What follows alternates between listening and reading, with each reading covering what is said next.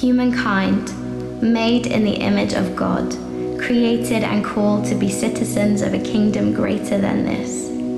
Fallen. She stumbles.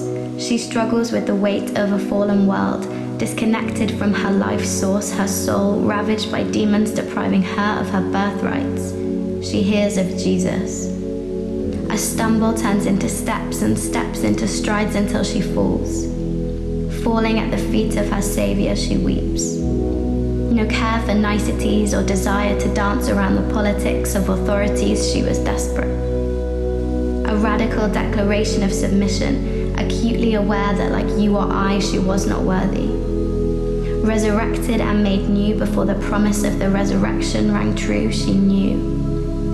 Every demonstration of gratitude she displayed disqualified her through the eyes of the world, yet his voice sings of her debts forgiven, her demons destroyed, her darkness forgotten. His overflowing forgiveness is evident as she is clothed in faithfulness, commanded to go in peace as the only voice qualified to qualify welcomes her home. But this was just the beginning.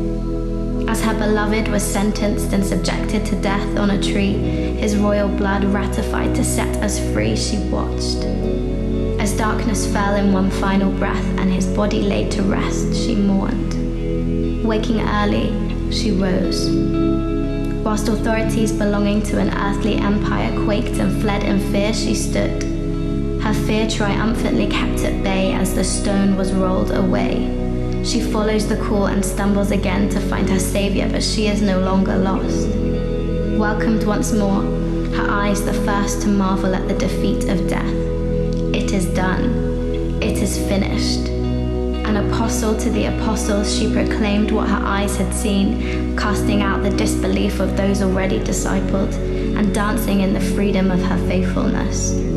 A daughter of the kingdom, radically raised, revived and equipped, faithfully commissioned and sent out to reclaim ground, not defined by her sin, but assured by her inheritance and restored by a relationship with her Saviour.